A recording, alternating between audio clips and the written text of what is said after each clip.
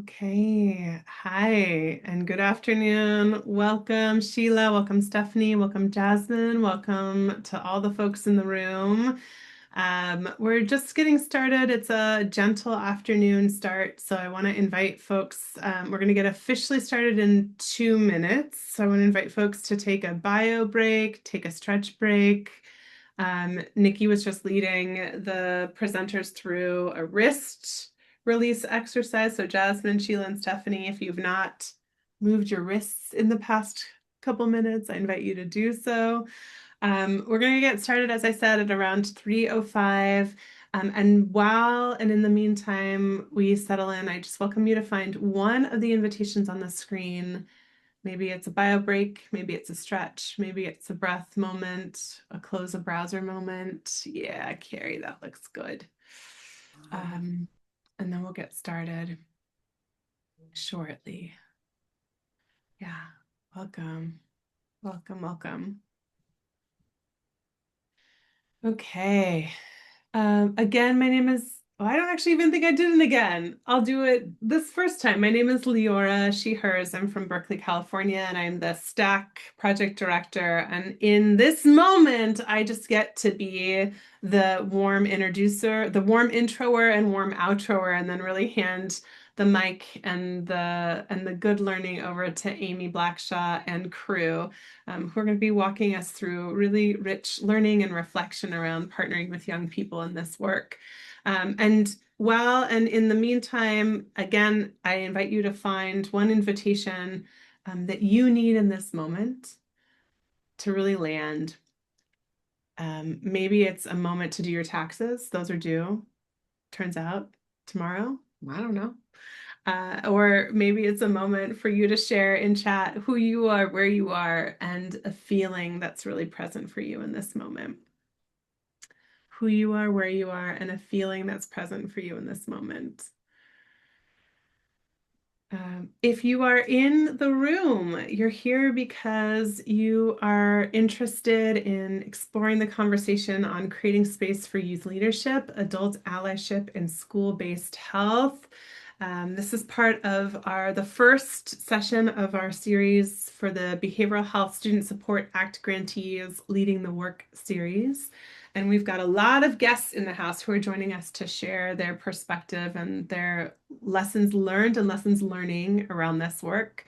I want to offer that a young person who I got to work with many, many, many years ago in Louisiana, we were doing junior and seniors school mental health leadership work. And I remember him saying, we were talking about the word ally, and he said, "Oh yeah, miss, it's when adults step into their discomfort and young people step into our bravery and we meet in the middle." And I just have always really kept that very centered and present in the work. So thank you for everyone wanting to step in the middle together.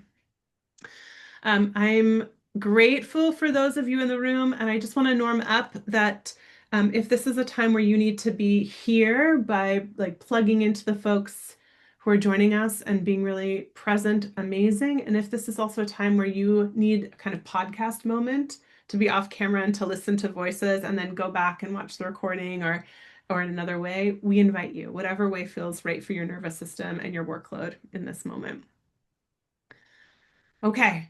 I want to thank a massive thank you to the two folks who are backlit by the rust color apple swirly icon, by Amy and Irma, who are our partners at the State Technical Assistant Coordinator Project. This is the California School-Based Health Alliance. And I hope that you'll all be seeing them and all of us in person in 2 weeks at their annual conference. And in the meantime, we're really grateful for them producing and pulling together this session. It's important, right, and necessary. And as I was sharing, Amy and Irma have really pulled together an incredible, I was going to say like harvest, incredible harvest of adult allies in the room, Shira, Carrie, Marcia, and Yesenia. And we'll be hearing from them throughout our time together, real life on the ground practices on what does it mean and feel like and look like and sound like to be a young adult ally, a youth ally in school mental health. Okay. Before I toss it over to Amy, I want to offer what today might feel like. Obviously, right now we're doing a welcome and overview. In a moment, we'll talk about some of the principles and get into shared language around youth voice and adult allyship. And then we'll be able to tap into, again, what that looks like, feels like, and sounds like in real life in discussion. And then there'll be time for us to be in questions and answers. If you do have questions for the panel, please feel free to put them in chat and I'll be tracking them. And so when it gets to the Q&A time, I'll pull them up. This is recorded. You will get the recording and you'll get all the materials both in a post email and also on the hub. And then we'll do some reflection and we'll close. Okay. Amy and team are about to walk us through some learning goals.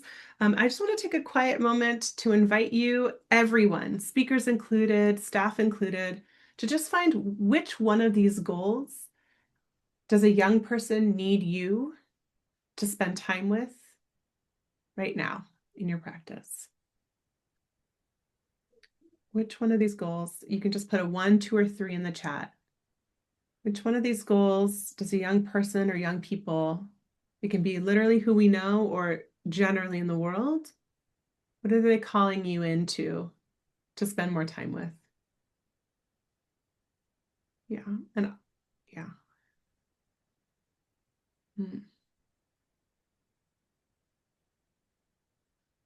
Thank you.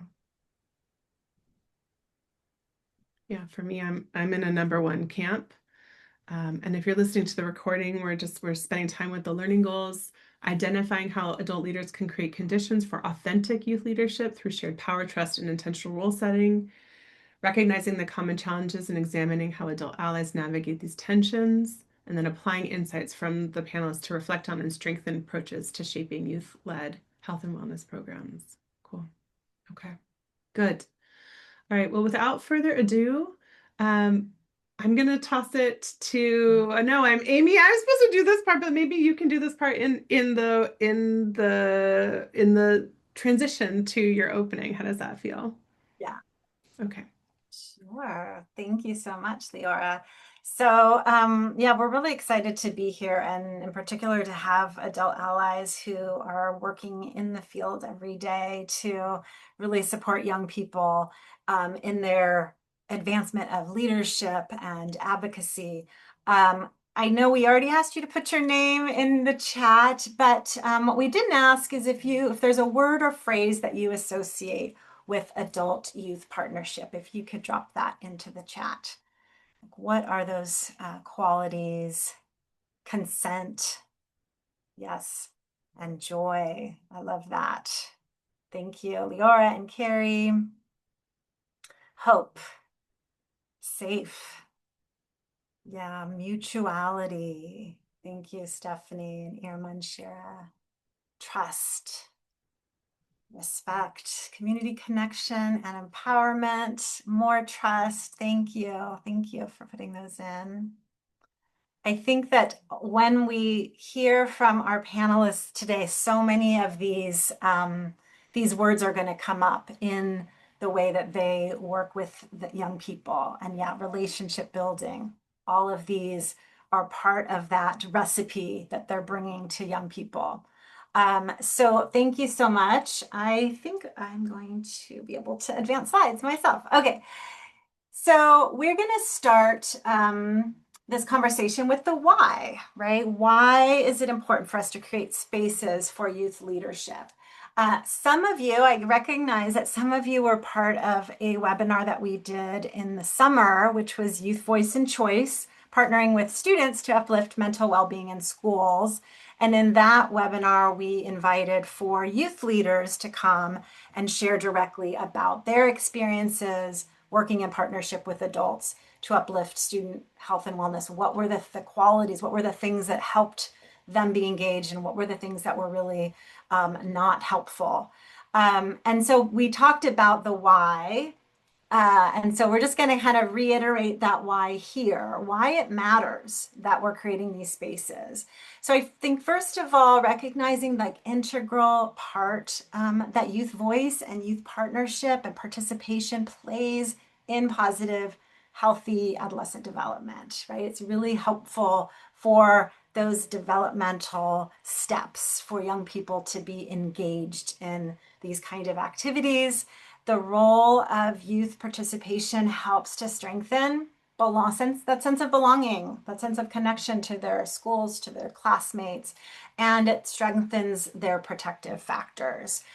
So there's real benefits for the young people themselves who are part of a youth program. But we also know that it's really good for the programs, right? That youth voice advances equity and cultural relevance. When there are more supports for students around them that reflect their own experiences, that makes a big difference. And so those really help to improve the programs, improve the systems. And so we call that the triple impact, right? There's the impact for the young people themselves who are participating in youth leadership, the impact on the peers that they're engaging with and that they're bringing in through their efforts, and on the systems, right? The programs and systems. And finally, like the importance of youth voice is that young people are asking for a place in this. They're calling for meaningful roles to shape programs and policies that affect them. So we're returning to this theme of youth voice and choice that we began with this webinar in August. And this time we've invited adult allies who are engaged in this work daily to build youth engagement and leadership, and who have really extensive on the ground experiences in bringing youth voice into everyday practice in their schools and communities. And they themselves who have struggled with some of those challenges that come with how to do this well, and what it means to shift to a more youth inclusive framing. So the Heart's Ladder, we're gonna start here. I know most of you are probably familiar with Heart's Ladder, and I want to start here just as a grounding reminder before we go deeper into conversation. And this might look slightly different than versions you've seen before. This is an adapted version that's from the Youth Move National Peer Center. But Hart's framework really describes the degree to which young people are genuinely involved in decisions and activities that affect them. So it outlines these distinct levels of participation, right? Involving youth in ways that might be they're being informed, they're being consulted. And as we're moving up the ladder towards kind of more intentional participation, where they are engaged in co-creation and decision making, up to this top level, which is really about a comprehensive youth adult partnership. So the ladder is a useful framework for thinking about youth participation across community and school-based programs, as well as thinking about in terms of system reform, like what can we do to improve the programs that we have. And it can really serve as a reflective tool for adult allies. Where are we now? Where is our program? And why? Why are we at that level? And is there a meaningful way for us to move up the ladder? I think it's really important to note that the ladder is not meant to suggest that every program needs to be at the top rung. Sometimes a lower rung is perfectly appropriate as a starting point, or is the right fit given the age, the safety of the young people, the organizational capacity. But I think what matters most is this underlying principle of power sharing, right? So where are the places that there can be some shared power? Meaningful engagement isn't just the tokenism or the decoration that we see at the bottom of this, which really is non-participation. But where are the places for inclusion, for bringing young people authentically into the work, into the design, etc. And it's really about helping adults be prepared to step back so that young people can step into some new roles. So just to make the connection to BHSSA and the goals of BHSSA and the Hearts Ladder.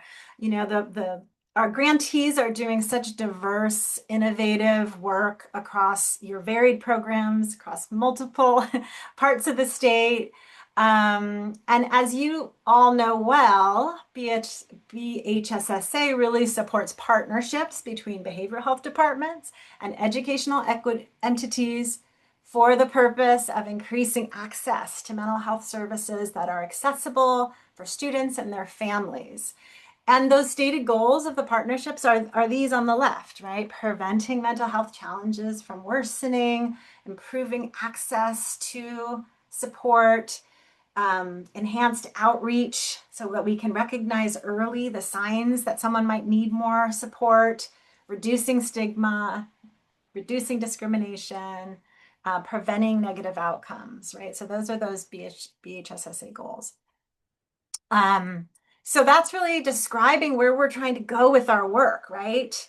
And Hart's Ladder really describes the quality of the road we are building to get there as it relates to youth voice. Like, what do we want to ensure is part of that journey of creating programs that are going to meet these BHSSA goals? So at this top rung here, like these 1 to 4, these are rungs where youth and adults share authentic power.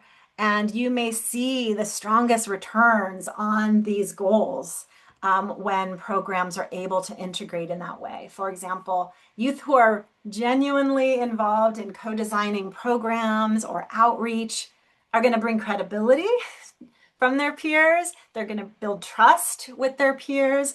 That is going to be a lot different in an adult only designed program, right? It's hard to replicate that youth influence in what that outreach looks like. So they can also strengthen the work around access, around early recognition, reducing stigma and discrimination. These lower rungs, like 5 and 6, where young people are consulted or they're informed. This is often where many programs sit. Youth are involved, but it might largely be on the terms that are set by adults. And that's not to say that progress towards these BHSSA goals isn't possible there. But for example, that goal of increasing access for underserved communities or populations and doing meaningful stigma reduction might only stay partially met. So the idea is really to envision how youth engagement and leadership really can make a meaningful difference in meeting your program goals. So, and then again, you know, as we saw in the last slide, we want to avoid those risk zones of tokenism, decoration, manipulation, programs that really use youth symbolically are going to miss the mark when it comes to things like outreach. It may mean that services that you've developed go underutilized, right? And that works against our goals. So when young people sense that they're genuinely heard, that their programs, that the programs resonate with them, or they're not resonating, it doesn't feel relatable, you know, then we lose them to our programs. So I think just like keeping that in mind as we're thinking about this BHSSA work can be really helpful. So I want to pass the mic now to Irma Rosa Vieira. She is my colleague at the California School-Based Health Alliance, where she serves as our youth development or youth engagement coordinator and leads the CSHA Youth Board. We invited Irma to open up our conversation because she brings a personal experience that may not be super common, but is extremely valuable, which is that she has experienced this work from both sides. As a youth who was brought into leadership through the support of adult allies, and not that long ago, she was in that world, and now she is an adult ally herself. Her story really is that example of what becomes possible when youth voice is genuinely centered and created and supported. She carries that lived experience into everything she does today from her own experience coming up as a young person, engaging in this work. And now that's really embedded in what she does today with the School-Based Health Alliance and the Youth Board. So with that, I'm going to pass it along to you, Irma. Awesome. Thank you so, so much, Amy. And thank you everyone else for being here. I know it is 3 p.m. It is Tuesday. It was just Easter. So I think before I even begin, I would actually love to encourage you to put in the chat the body part you are least aware about. Meaning, like, like if you're really sore on your shoulders, you're like really like your mind is on your shoulders. So I want you to think about what body part you're least aware of, because then you're gonna wiggle that body part. It could be for me, it's gonna be my pinky toe. Gallbladder, sure. If you can move your gallbladder, try to move your gallbladder. Because that's how you're gonna get movement into your body today. Because that body part may be stiff. There you go. Toes, elbows. Yes, get those chicken wings out. And because it is 3, I would encourage you to continue moving. Yes, those ankles. My ankle just cracked earlier, so I did not know that it needed to crack. Yes, your pinkies. Yes, your thighs. Love it. And hopefully you're getting ideas. No, Leora, you know what? Gallbladder was great. It got me to wiggle. And just keep practicing that. If you forget what else you can move, maybe try to move your ears without moving your hands because our bodies are tired. It's been a few hours since we were last in bed. And as you continue to wiggle those thumbs, I want to introduce myself. My name is Irma Rosavira. My pronouns are she, her, ella.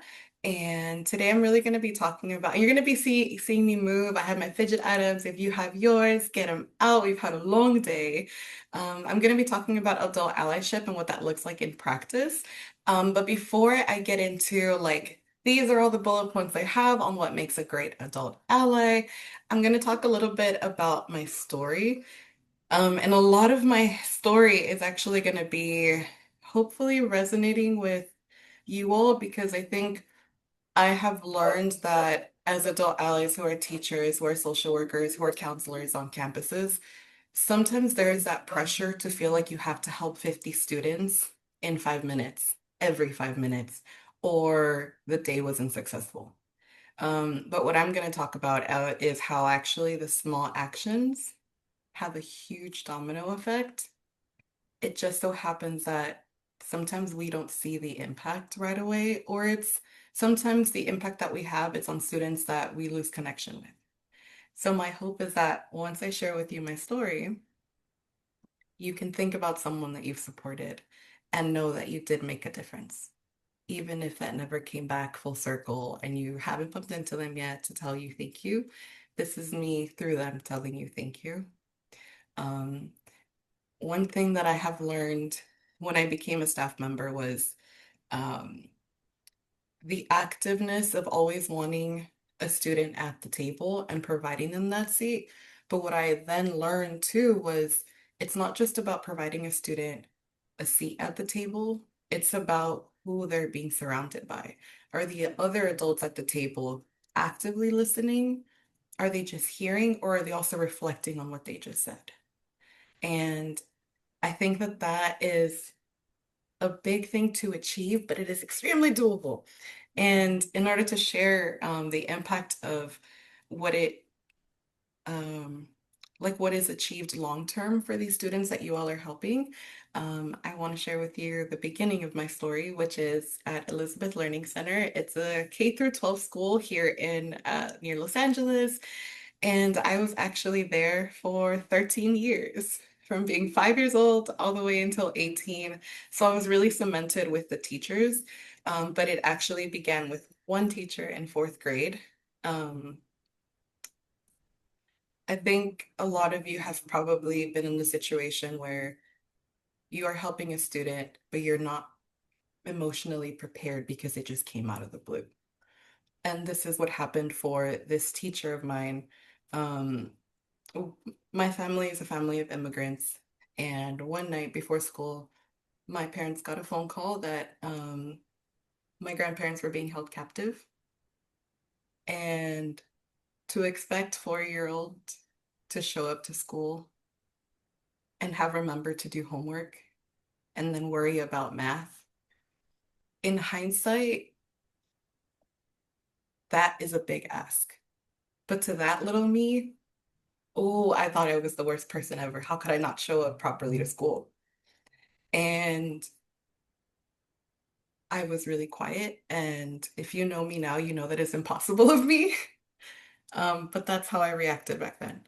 And my teacher noticed, and she stopped class and she took me outside for 15 minutes. And if you're a teacher, you know how valuable those class time minutes are because they're so limited. But she changed everything for me because she was the first adult that told me we had a wellness center. And I was telling Amy B, this is where I learned the word confidentiality. And I'm smiling because I remember, like, when you're really little and you learn a big word, that's all you want to use. So I kept going around campus going, confidentiality, I know what that is. And that led me to fall in love with mental health. And because I mentioned that I went to K through 12 school, I could see what the high schoolers were working on. I could see what clubs there were, and I could envision myself wanting to be a part of these clubs. So my fourth grade teacher showing me care and patience and showing me the Wellness Center led me to join our health club on campus. And this is little old me over here. Um, and the second adult that further shifted the trajectory of my life because as as a fourth grader, like I already had those adverse childhood experiences. And if that teacher hadn't noticed me and paid attention, those days of feeling in isolation would have continued. And instead, suddenly it's 15-year-old me joining this club where then I meet Mr. Gomez. And every time Mr. Gomez would hear me say, I can't do something, when I had to lead our club, he would say, no, you can. And I told him, yeah, but I don't believe it. And he said, you will. And it was that constant pushback because he didn't see me for what I saw as myself. He saw me for what I was becoming. And he, I got the opportunity to text him and tell him, like, hey, this is what my life has been like, but I know a lot of students can't. Um, but just know that, like, even listening to us one day, like, you are actively changing or growing minds. And it was because of the strong positivity he kept adding to my life. Um, he actually helped me get into the LA Trust, which further focused on the wellness centers in LA. And suddenly it just shifted. It went from me asking Mr. Gomez, I really don't think I can do this. Do you think I can do this? To I'm wearing this blazer. I'm lobbying at the Capitol for other students to have the same access that I had. And ACEs was a part of me, but it wasn't me. That's not what defined me anymore. I was defining it. I was saying, you know what, this is you, but I was just, it was powerful to be around all these students that had their own adult allies behind them, backing them up. And after this, there was an adult ally that I'm gonna show you in a minute who it was that helped me transition from here to here. But suddenly I'm not just doing this as a high school student, I'm now in college doing this statewide, meeting other students from San Diego, from Sacramento. And the person that helped bridge this to me, for me, you might know her, was Mary Jane Puffer. Leora. Yep. Mhm. Um, MJ ended up going to my college graduation. MJ knew all the struggles that I had that were outside the classroom. Um, she knew that I almost didn't graduate college because I then lost my brother during COVID. And it was these adults that suddenly were my pillars when I couldn't be my own pillar. That made the difference. That took me from Irma, the student with aces, to be like, no, it's not me anymore. And when I thought I found my identity, when I thought I met my limit to what I could achieve, this is who I thought I was. I thought I was just co-president and that's all I was going to be. And then the adults around me said, that's not your limit. The next one said, here's an opportunity. This isn't who I think you are. I think this is just your stepping stone to find who you are. And I am getting emotional. And the next adult ally said, you can do this during college to continue finding your identity. And this is when I lost my brother, so this is when I thought I can't build myself more. A person can only handle so much. And then the adults around me said, actually, we want you to mentor the next youth board members. And this for me shifted everything. This was me. I can't thank every adult that's been in my life, but I can change and impact the others that are coming after me because of the ones that came before me.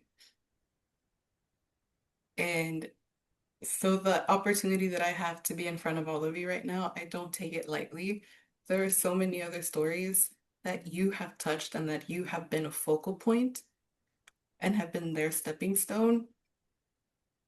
And I know some of you here today, and I can't wait to get to know the others. But I know for a fact, if you're here, you are doing these things already. You are the party. You are the life of the party. Because from my experience, an adult ally that is effectively engaging young people, they don't just provide a safe space, even though that's what it says here. They are a safe space. You embody that. You can find someone that you bump into at the market that's your student. This environment changes, but you don't. Like you are the pillar, and it may just be, hey, good morning. But I just don't want you all to forget like that the small actions actually add up to the big ones. And an adult ally is accommodating because an accommodation doesn't mean that they can't do it. This is just a how to. Retention. This has been my favorite thing that I have learned now being an adult ally. It's seeing them excited to come back again because they feel like this is their space. And I think that that's really it's like a really beautiful thing to feel because I remember being a young person and not feeling like the adults are excited to see me come back. But when you're an adult ally and you're like manifesting these things, what could we do to get them back again, get them excited about the work that proves so much? And an adult ally also knows that as a young person, time management is not the funnest thing to figure out, but you're figuring it out with them. You're having the patience, you're letting them grow, you're putting youth first, and you're also bringing the energy. And I know everyone is muted here, but I know for a fact if we were all in the same room, this would not be a quiet room. Mm-mm, mm-mm-mm. Especially if we had coffee. Mhm. And an adult ally, the assets that I also noticed is being trauma informed. You heard me talk about that fourth grade teacher. Had there not been other adults fighting for other teachers to know and be aware of the Wellness Center, she would not have been as trauma informed as she was to help me. Oh, like chills that I'm getting about the take risks. There were so many adults too that had to fight, whether it was with the principal, whether it was with management, whoever it was, to be like, no, we need these resources. It's about taking those risks and not being afraid of them because they're worth it. We've talked about the listeners, the facilitators too. The other thing that I learned was these adult allies knew that it wasn't about staying in the leadership role, it was standing with the youth next to them and not being afraid to be led by them. And so it ties in with being comfortable working with youth and supporting to network them. And that bullet point really reminds me of like, you know, when a mama bird teaches her little bird to fly, and it's like they leave the nest and they don't come back, and it's hurt. Like, I think that that's what this is. It's like you know that they're gonna go off to do beautiful and bigger things, um, but it started with you know, and they're also super, super respectful of youth views, the culture, the time. I feel like I'm preaching to the choir because there's no one in this room that I have to be like, hey, you have not been respectful of this. We need to work on it. Y'all are exquisite.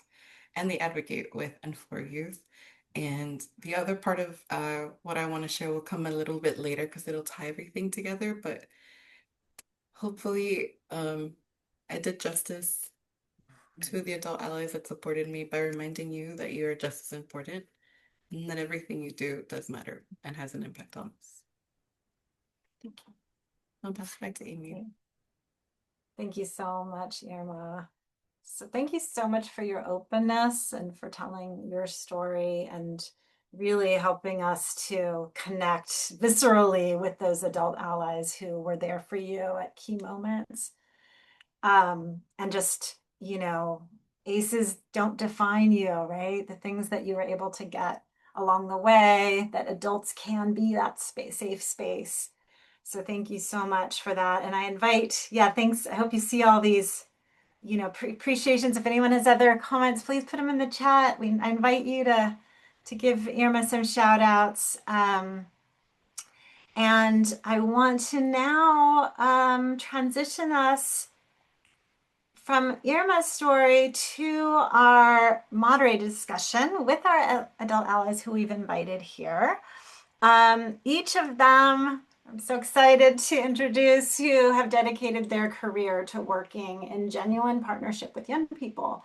Collectively, they bring decades of experience across a wide range of youth-centered approaches. So that includes peer mentoring and peer mediation and substance use prevention and health education and advocacy and restorative practices and brief intervention and more. Each of these panelists has been in the work for at least 20 years and counting. So there's just a lot of depth of knowledge here. So because there's so many things I'd like to say about them, but in the interest of time, I'm not going to, but I'm going to have Nikki drop in the chat their bios so you can learn more about them. But we have Carrie Walsinski, who's from Serrano High School, Shira Schweitzer from Antioch High School, Dr. Marcia Soria, who's from the Reach Lab at Stanford, and Yesenia Ceballos from Sierra High School. So really, really grateful to have all four of them here. And what we're going to do is we can now bring down the slides so that you can see our panelists. We're going to spotlight them. And I'm just going to start by asking all of you a question. I think I'm going to start with you, Yesenia, and then we'll pass it along. But when you think about your role working alongside student leaders, how do you describe it? And how has that role changed over time? What did you have to unlearn?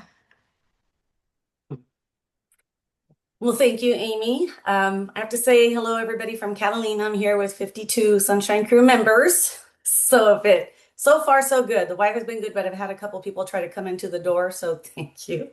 I describe my role really with the kids as a little bit of everything, a coach and a developer of student leaders. Just a little bit of background of the youth that I work with. I'm in a continuation school in San Bernardino. So we have what you would call tier 3. So we actually have tier 4, 5, 6 students. And so they're your students that people wouldn't typically see as student leaders. So when I say coach, it's like coaching them into my biggest thing at the beginning, and we just started about 4.5 years ago, or maybe 4 years ago with the Sunshine Crew, was coaching them into unlearning and becoming that positive childhood experience for them, but unlearning the negative talk, right? And the belief that they're not leaders themselves. So, like I said, when I first started working alongside them, it was more like a guide and a supporter, and helping them organize activities and encourage their participation. We started initially with 15 students. We're big for continuation school. We have between 450 to 500 students. So getting 15 between an AM session and a PM session was bigger than we thought. Now we have a total of 60 students from AM and PM.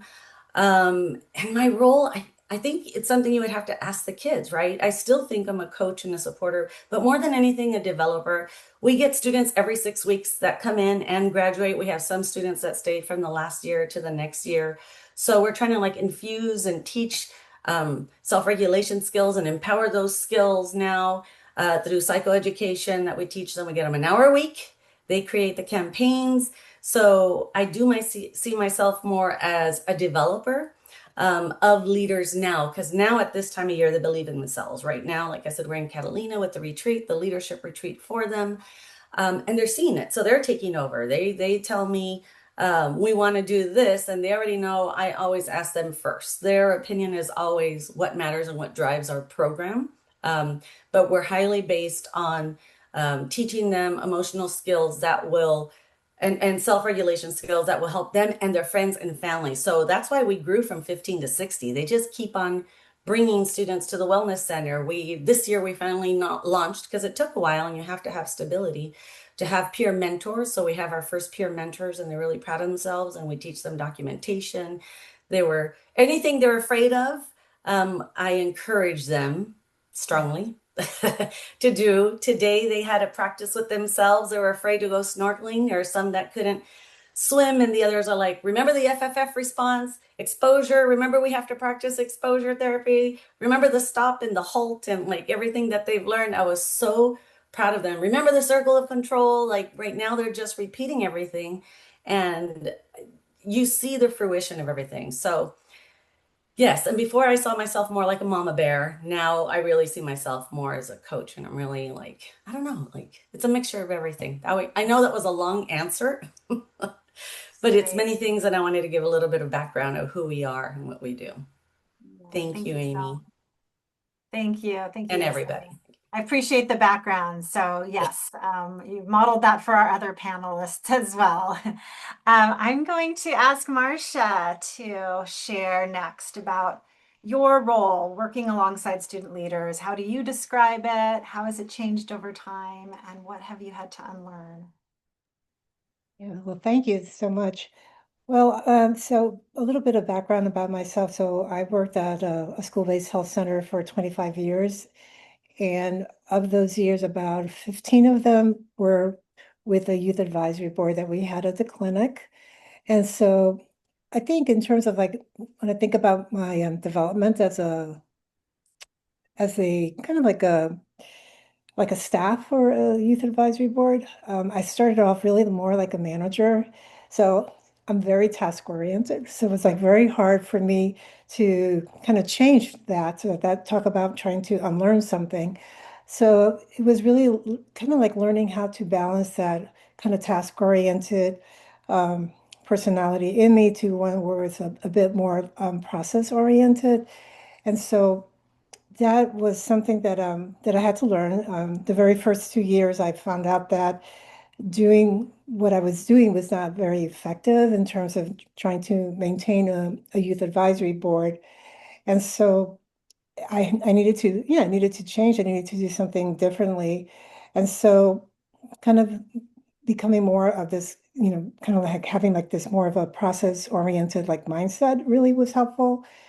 And so what I did to kind of like balance that out was, I'll just give you like a quick example, is that one of the things that we started doing was a yearly foreign theater. And so what I would do with the YAB is that I would have a calendar where I would just kind of draw it out for them. And it's like, here's the due date or here's our event date, and kind of like work backwards and kind of show them kind of like these were the things that we need to do and all those kinds of things. And that helped me help them as well in terms of kind of we heard earlier about like time management. So it was something that, it helped all of us, but it also calmed me down a bit so that I could be able to enjoy the process and trust the process as it was happening. So I would say currently now that I'm at Stanford, it's a little different in terms of even the way we started that youth board. I mean, we had to pivot from in person to completely 100% online because of Zoom and because of the pandemic and all that. So kind of like had like a kind of like a rough start in the very beginning. Um, Again, kind of like really trying to trust the process, having youth that were already involved, kind of talk about the YAB and what they were doing, and just like started growing. Now we have close to 40 youth that are part of the Youth Action Board.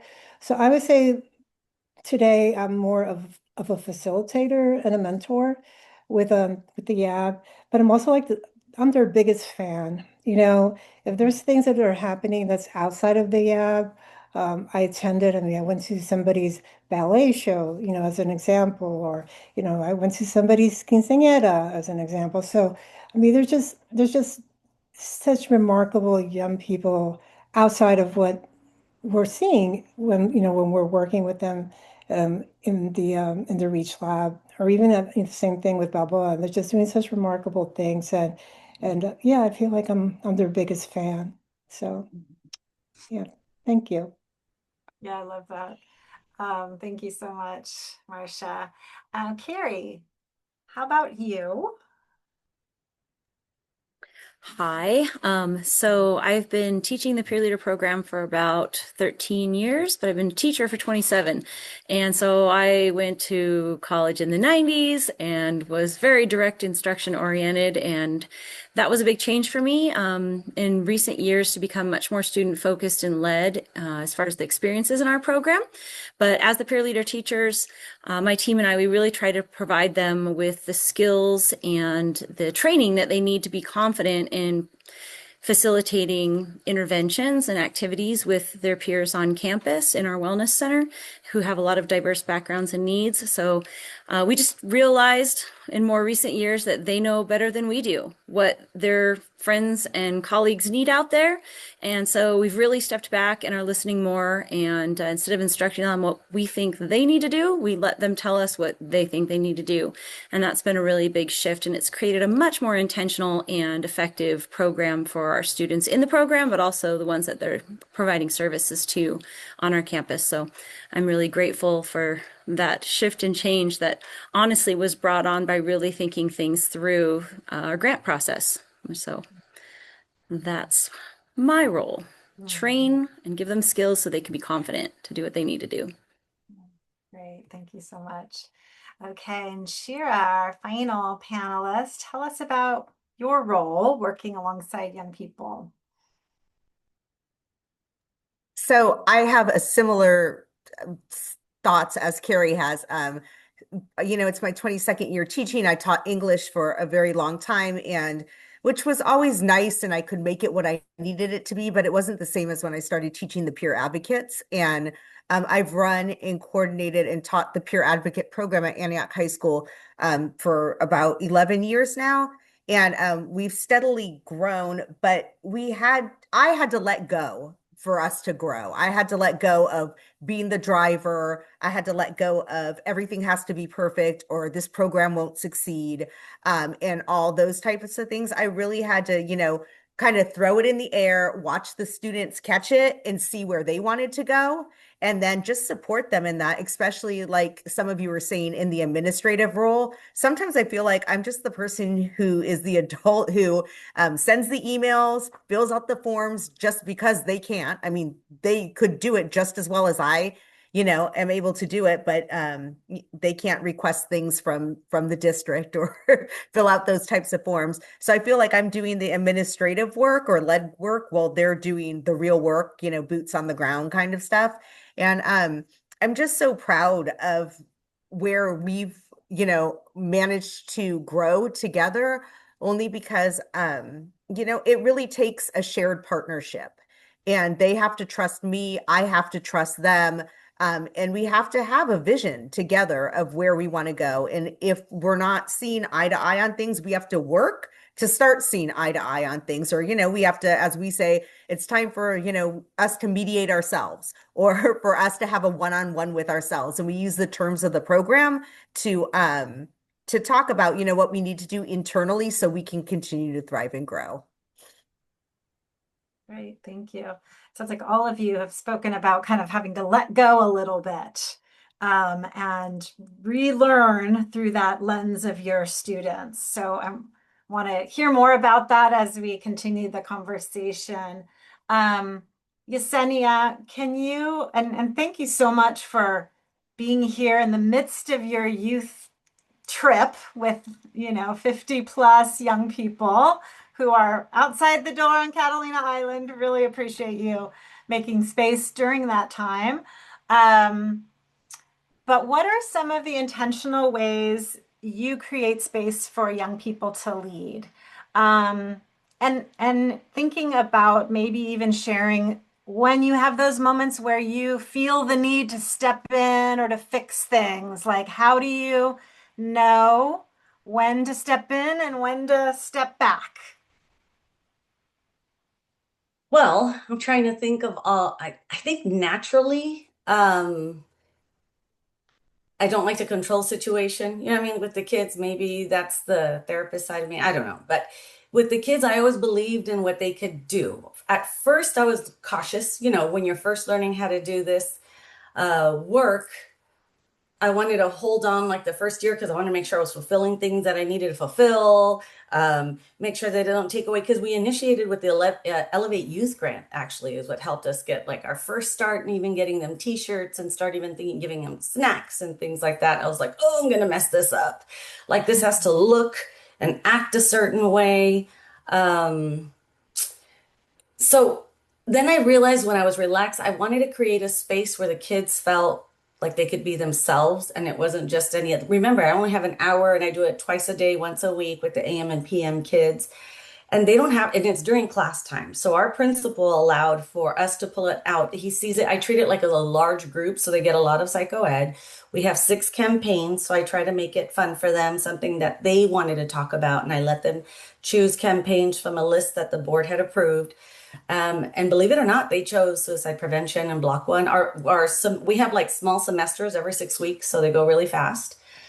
And I included them in the work. Like, what do you want to see? Let's talk about, even with group, what happened. We'd shift when we needed it to shift. If they wanted to talk, focus more about one topic or gratitude or what does negativity bias mean? You know what I mean? And what does, like, what's the FFF? Anytime I needed to pivot, I would pivot, not because I had a lesson or something in mind. I would make sure, yes, they would address our campaigns that we have 6 of every year and I let them choose. But what is it that they really wanted to talk about and make it a space for them? I think that's what's really, and I know we're all repeating the same thing, but truly, I think since our format is a little bit different, and I ask them, and I'm always sending out surveys to them because we have to talk a lot through GroupMe. What do you guys want? What do you prefer? What do you want to have as a celebration, even as a snack?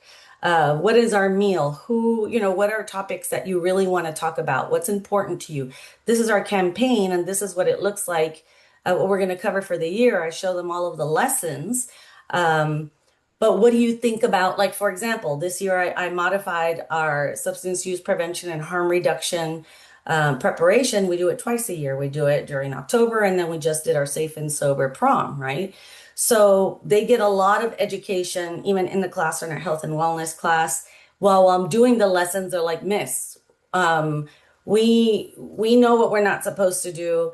Tell me how not to do what we needed to do, right? So this year I added urge surfing, right? Teaching them how to like ride the wave of the urge and teaching them that and talking about addictions and the different of misuse. Right now we focused more on that because they asked for it. They're like, why do people always tell me to be thankful? What is being thankful? Good for nothing. I have a terrible life. I'm couch surfing on what I'm doing. I'm like, okay, let's talk about the science of gratitude and what it does for you. Is that something that interests you? So my kids, I thought my kids, we all call them our kids, right? Because we love them so much. And sorry, I'm going to start choking up here. Because today and yesterday I got to see them as kids. They live really hard lives and they don't get to have this stuff. So they are jaded. And for me, it's really hard to catch their attention and want to have to make up the work because they get 24 hours to make up the work in class. They're already struggling as it is, and asking them to be a part of this has to be something they want to be a part of because it's not a class. We just added a component for work-based learning hours that if they get up to 30 hours, they get 5 elective credits, but we didn't have that before. So everything we do, in my mind, is based on their choice and their voice and what they want, because otherwise they wouldn't be here. It's not a class, like I said, and it's led by them, for them, and everything is modified based on what their needs are for me.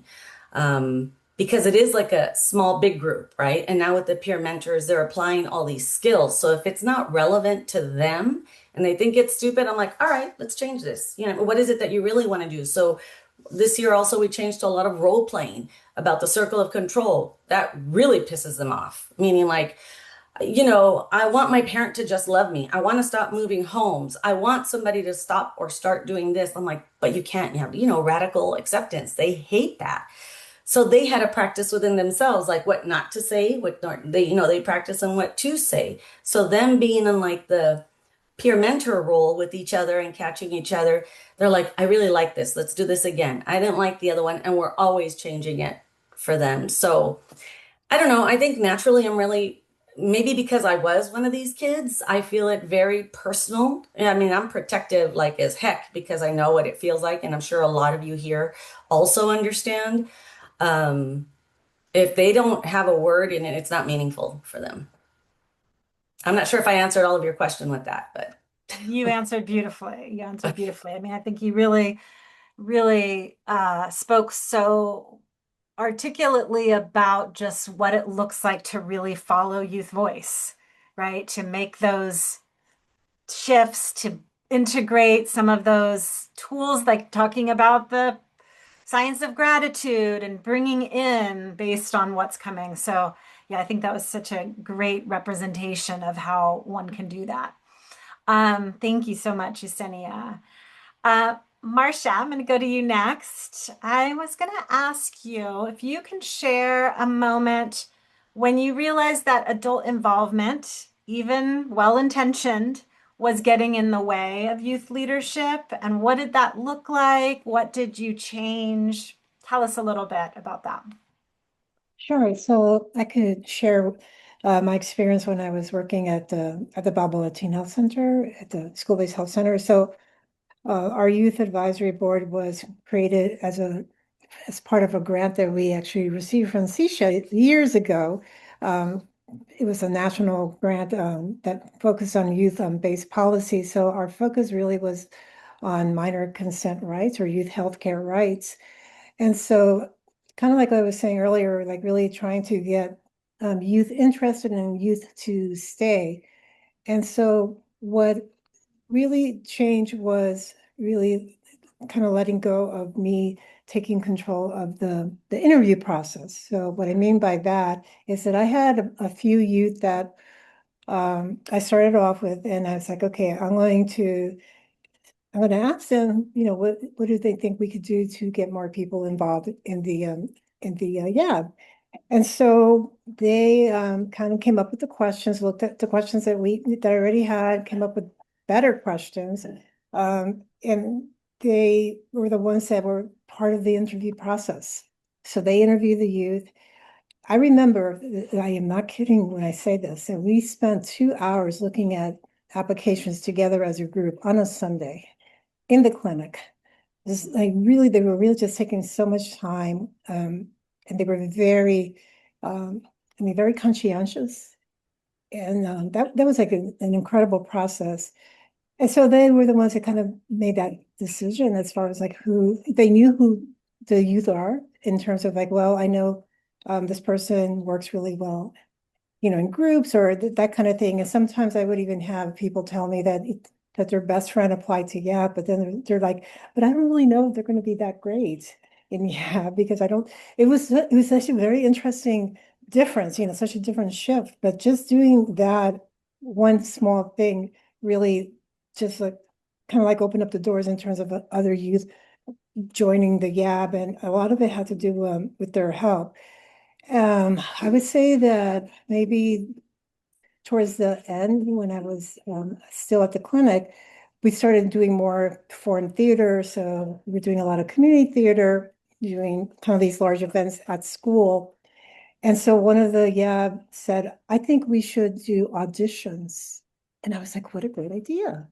So we did auditions. So we had youth that would come in, we would do theater games, they would do kind of small skits, so I kind of like work with each other and kind of like see how that all went. And then kind of based on that, then, they would come back for the interview and then that was how they were kind of selected. So it was a different process, and because the goals had shifted a little bit in terms of the way health education was being presented at Balboa. So the foreign theater was really something else. Again, kind of like really just changed the way that we had youth involvement. So that's something that I would say that was the best decision I ever made in terms of just, I mean, I was just talking about one small thing, but it made such a huge difference. Mhm. So yeah, thank Thank you. you. I've Mhm. heard that from a lot of peer-to-peer adult allies, just about this, the allowing the interview process to really be held fully by the students, and that they do it so well and with such intention. And that was a place where they weren't, the adult ally at first was like, I don't know, I think I need to control this a little bit more. But like that they just really saw that. And I see your heads nodding. So I think you'll have had that experience. Thank you for that, Marcia. Carrie, I'm going to ask you the next question. How do you intentionally support leadership opportunities for students who might be excluded? Kids who are perceived as having too many disciplinary issues, or newcomer students, students with disabilities, foster youth, system impacted youth, LGBTQ plus youth. Like what does it look like to bring in a wide variety of young people into leadership? So our peer leadership group is really diverse, actually, in these particular groups. And it really starts with the peer leaders actively creating interventions and events for those subgroups that may not have a natural big sense of like wide community on campus or the opportunity to step up and lead. And so it happened very organically, actually, as a result of the peer leaders identifying the needs of their peers. Like, hey, we should find some way to support kids who are having some troubles quitting vaping, or we should look at how hard it is to be at a new school, or how our foster youth adjust to moving home to home sometimes and it's very transient, or like, man, it's really scary out there for a lot of our EL kids with what's going on with ICE. And those conversations that they were having and coming up with led to a lot of outreach that they do through their observations and empathy. They came up with like community building and emotional support circles for these groups, like our foster youth and our EL community. And they came up with programs that they wanted to do to help the kids who are vaping, and invited like our county classes of differently able students into their wellness center so that they could do crafts and experiences with them and show them a piece of what we do, just making it a safe and welcoming place in their center. For other groups too, like a journaling club that evolved out of it, and our Serrano Folklorico dance group, who we've started supporting through their center. These were all like their ideas. And something really unintended and magical happens when they come up with all these ideas is they do all these programs, and the kids who they invite into their space to do the interventions and the activities go like, wow, this is really powerful. I want to be a part of this. How can I be a part of this and lead this? And as a result, we like actively recruit from those groups. And this year, my foster groups are being led by my foster kids and peers. My EL kids and peers are leading the EL groups. Kids who have overcome their substance abuse problems are the ones who are doing the interventions with the first-time offenders, as intervention over suspension through our dean's office. And it just happened so beautifully, and it's so natural. And what we realized is that, like, anybody can be a peer leader if they have like the heart and the passion. We can teach for the skill set to provide these interventions and these activities on campus. It really is, is something that anybody can do. One of my peer leaders has a first grade reading level, and he's a foster youth, and he's leading, foster activities, inviting them into our center. So, it's just really wonderful to see that students, regardless of like their backgrounds or their abilities, are able to give back to their community through the peer leader program. And it's been an absolute delight to watch evolve really in more recent years. Great, thank you. And I had the pleasure of getting to see your young people do kind of a mock community circle. Can you share a little bit about that work that they do? Sure. Yeah, when they presented at the school-based health, we're talking about the conference last year, right? When you got to see them do that. Yeah. So we train them in community building circles and restorative circles as well. I received my training in those things, and the teachers were all supposed to start doing it, and a lot of them were hesitant. And that year, my principal, this was probably about like 6 or 7 years ago, said, "Do you think your peers would do it?" And I was like, "Sure, I don't see why not." They were very eager to do it. And so we trained them in in active listening skills and then facilitation. We have kind of a script they're supposed to follow, but with, team building and question building and levels. And these circles, the kids come up with what they want the topics to be. So if they're like, hey, we want to lean into our EL community, right now they're planning with one of our social workers that works in the district with all the foster youth, and they're planning, I'm sorry, with our EL youth. That's a different social worker. We have a foster youth social worker and an EL assigned one, but they'll work with the social worker to help plan an appropriate resource-backed circle. And then the kids completely lead it, and they build community. But they were like, you know what, the foster kids, maybe they need a little more to entice them to come. Life is hard enough. Let's make it a brunch. So then we buy a bunch of food and we don't tell them it's a circle, and we get them there for brunch, and then we circle them up and do activities. But the kids came up with all those ideas because they're really smart and know what kids need.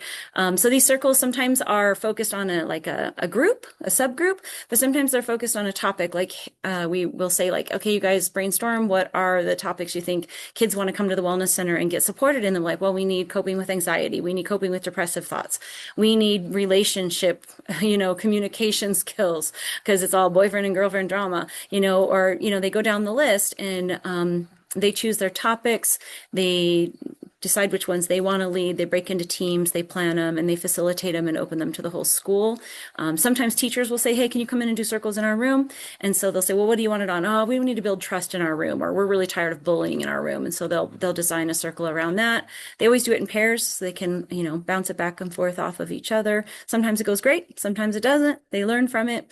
Always doing a lot of debrief and self-evaluation to fine-tune their skills afterwards. So circles are probably one of the biggest interventions as far as like numbers of kids that get involved throughout the school year. And it is how we recruit, obviously, a lot of peers too. Kids come in for those things, and they're like, I want to do this. So get a lot of diverse people that way as well.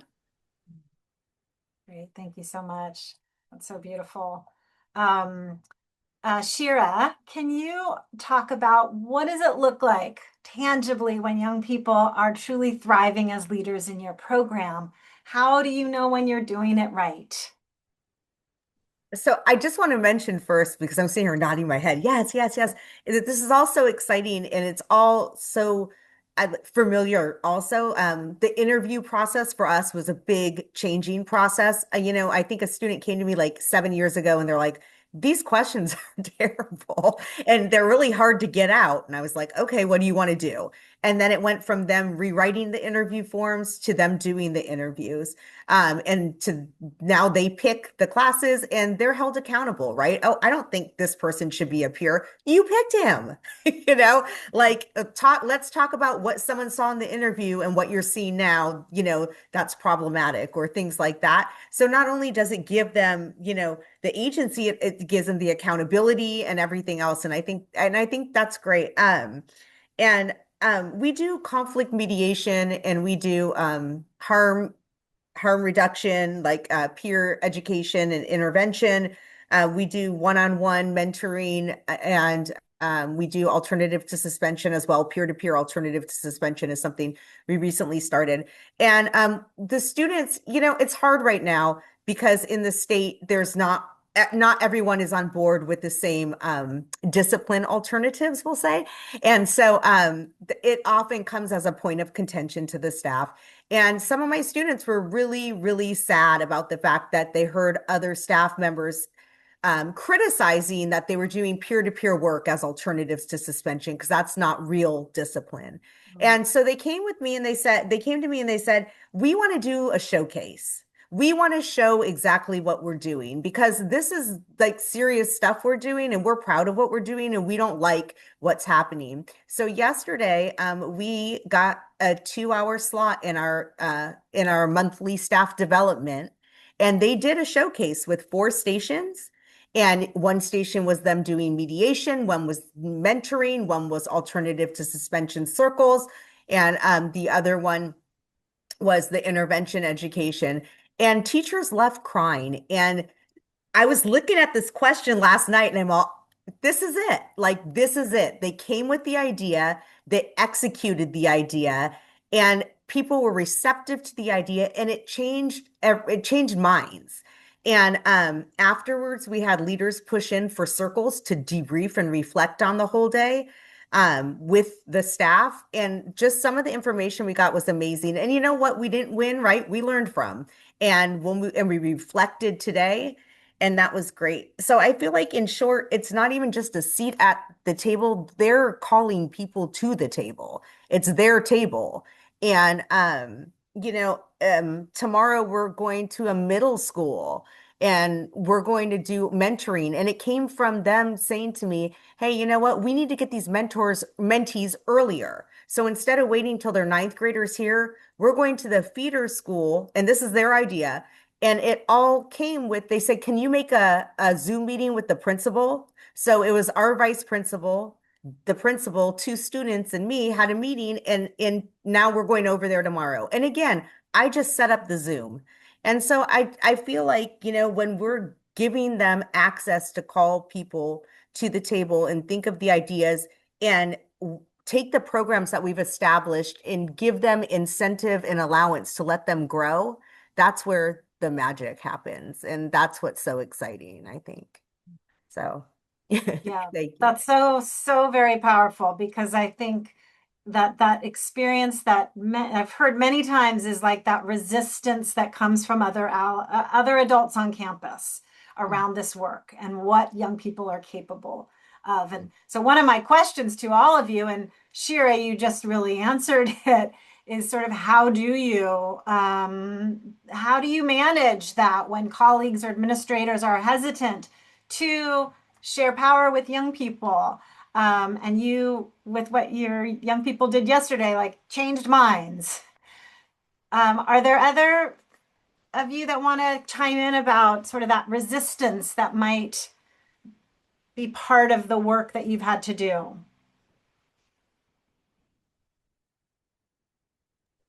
I agree with Shira wholeheartedly.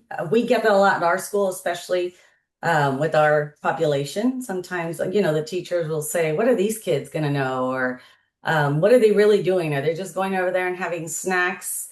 Or, I mean, just like that kind of thing. They're like, you guys just giving them a kiss and a hug and okay, or whatever it is. And the kids are insulted. So we just had, and I love that idea. I think I'm going to steal that from you, Shira, in regards to bringing the naysayers. But what we do is we do 2 substance use prevention and harm reduction fairs, because we have other campaigns where they're out and about. And then like they have to do like a passport system. They have to go through each booth, and the students are explaining the coping skills, what happens. This is just specifically with substances because they learn in every area what to like the 2B, and then they also have how substances affect your movement and coordination. So they try to make it fun as well. But we're making the teachers go through each booth because the teachers wanted a Kona ice. So our thing is like after they do the passport, they get a prize. Because we're encouraging that stuff. But then the teacher's like, what is this? I want to do that. I'm like, no, no, no. You have to go through the steps and let the kids explain to you. This year is the first year that I've also seen like, oh, they're actually doing stuff in there. They're actually learning things. They're understanding because they underestimate them so much. So I agree. I'm fortunate. I do have administrators that wholeheartedly believe in our students. I don't run into that issue, but we do have staff members that still to this day, sometimes they think even right now that they're on a vacation, they don't realize that they're actually working and learning and have, been doing positive things. Yeah, I mean, and learning. So yes.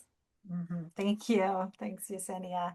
I want to pause to see if we have any questions from our attendees. And Lior, was there anything that you picked up from the chat? Okay.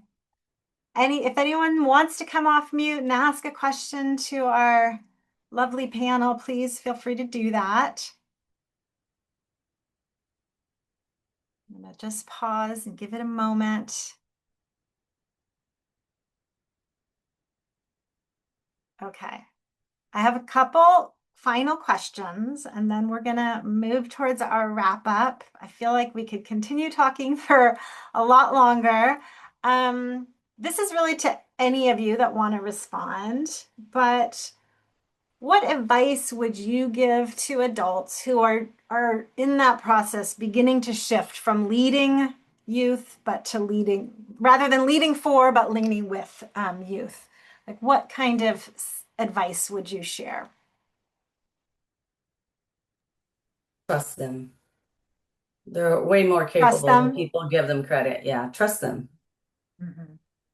And it's totally okay to let them try something that you don't think is going to be successful and have it fail because they're just learning and growing about what they need and other people need. And so, like, letting that go was really hard for me as a pen and paper kind of teacher for so long. It was like, oh man, I control it. But just letting them figure out what works and doesn't. And sometimes it fails and they learn we're not going to do that again. And that's okay.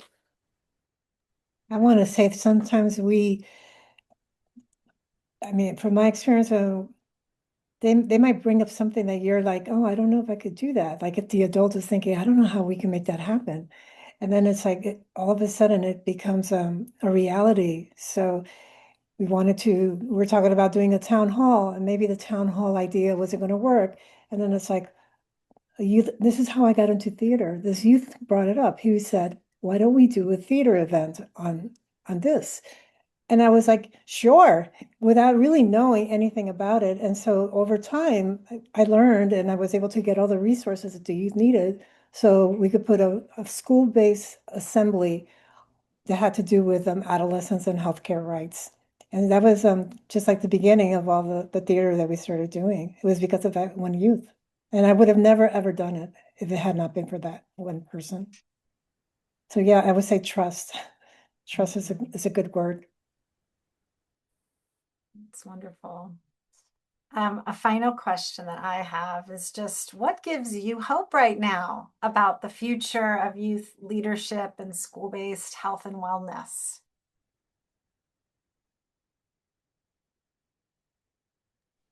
Their resiliency. Their resiliency and recently I've seen a big turn, at least with mine, with so much more empathy. They're so thoughtful. And the world the way it is right now has been triggering a lot of fears, a lot of kids, and uh, like you've seen kids be very thoughtful and empathetic and resilient with each other within the group that you wouldn't think, right? So just watching them has given me so much hope and pride and know that we're in good hands later on. I think the same thing. I also think that watching them be unafraid to want to like question a system and to change a system and to take on a system and to do it in ways it is sometimes in sometimes in like gentle ways with adult guidance. And they're asking for that. And that's, I don't remember, me or my generation doing like personally doing that. And I feel like they're much more comfortable with that. And that's really exciting, that we're creating spaces in our organizations where this is becoming, something that they're comfortable doing and comfortable asking for. Great. Any I've just final? been doing it a long time. I just want to add, like, it's been so hopeful to see funding being funneled into these programs because, like I said, I've been doing it a long time and fundraising just to buy the littlest things, the sticky notes and whatever to where we are now. And obviously getting a grant is a huge boon, but now through that, being able to prove to our district that this is worthwhile through the amazing data that we collect, just seeing people care. It took a pandemic, I can't think, to wake everybody up to what the kids are going through, but it's really nice to see the state and local, groups putting some money where their mouth is, and we want to help these kids be successful. So I really appreciate that. Yeah, thank you. I think they're definitely feeling a shift of the way people are thinking about what supports young people and really recognizing the power of other young people to be there. So that's amazing. Thank you all so much for all of your wisdom and sharing your experiences. As we wrap up, Nikki, let's just, put the slides back up for a second. I know this is a phrase that many of you probably are familiar with, nothing about us without us. So this is the slogan that came out of movement to express this idea that no policy or decision should be made about a group without their direct, meaningful involvement. of members of that group. So it asserts self-determination, agency, and inclusion. And after hearing our panelists talk, it really resonates for me why we want to ensure that we really are actively ensuring that our programs do not exclude the folks that we're trying to support.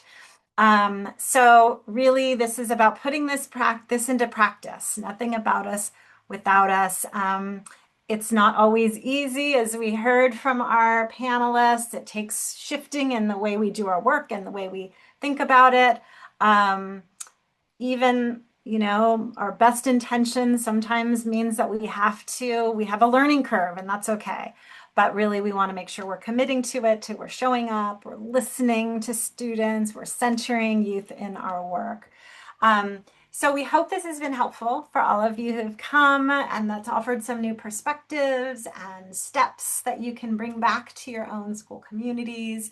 Thank you so much to our panelists for your honesty and experience. We have two more things that we're going to do. One is that I'm going to pass it back to Irma for a closing quote today. So I'll pass the baton, and then we'll have some final wrap up and announcements and send you on your way. So passing it to you, Irma. Baton received. So the closing quote that I wanted to share with you all today is, sometimes you face difficulties not because you're doing something wrong, but because you're doing something right. Earlier, one of our panelists shared that someone said it's not really discipline by offering that alternative form of discipline. And when I heard that, what I thought was, that's really sad, because what the person wants is to see the harsh type of discipline, or to see discipline, period, right? And I think when you all get pushback, when you do this work, what I've gathered is sometimes it's coming from a place of someone being hurt, or who has been hurt, and only knows that having a hard heart is the only way, but you all are proving otherwise. Because being angry, being mad is so easy. That is the easiest thing you can do. It comes naturally. But being vulnerable, emotionally vulnerable, that takes a lot of courage. And it also takes a lot of vulnerability. And what I saw today was, I felt like I saw the younger version of each of our panelists healing by healing other little ones. And the way you called them, you saying, I also call them like my students, and I was like, oh, my babies. Which is funny because I'm still in my 20s. But I'll leave it with that it's hard because we're stopping the trauma cycle.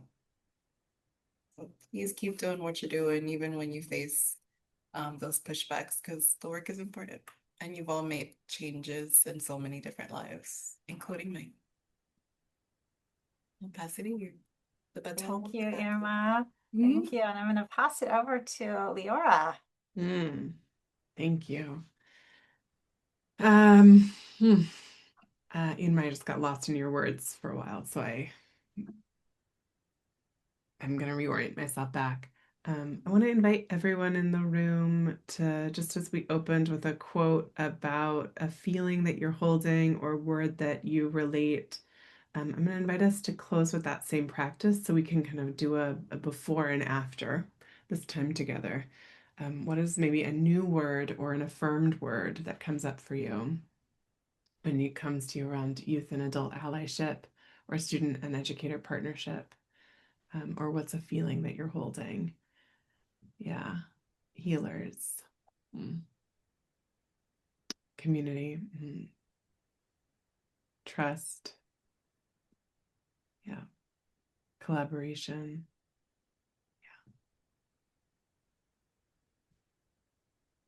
Yeah. Concretion, Nikki? Maybe connection? Connection and community. Collaboration. Yeah. Co-creation. Yes. Yes. Yes. Co-creation. Yes. Thank you. Thank you, everyone. I'm grateful to the CSHA for putting together resources that can further and deepen our work. These links and the deck will be posted on our BHSSA hub and will also be sent in post email. I'm also going to invite, I think I'm happy to invite you in the chat, but I'd really love to think about how we can really hold and animate this conversation and have it be held, because all of us have different levels of elasticity to receiving conversation. And some of us might be in a space now, some of us might be in a deeper space later, some of us need a car ride, a shower, a walk, a quieter moment. And this has been really powerful. So I'm gonna hold us, maybe flag that for Nikki, for us to think about ways to animate this conversation beyond just the recording, and just grateful for all of the teachers, literally capital T teachers, and the teachers in this room in the conversation.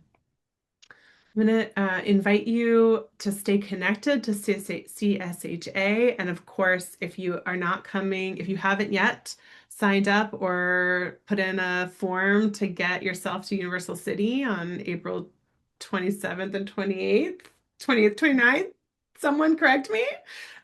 Please do join us so you can meet the powerful Irma and Amy, myself, and others in real life. 27th through 28th. Yes. Okay, good. I knew it. And scholarships are still available, Amy Blackshaw says. So join us, Universal City.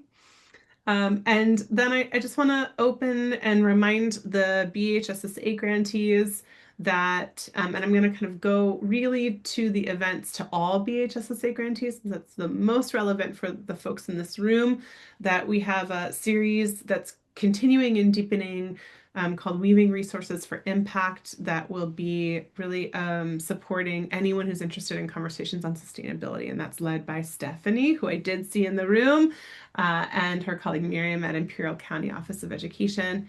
And if you're in the room and you're part of any of the Phase 4 communities of practice, here is also your list of upcoming events.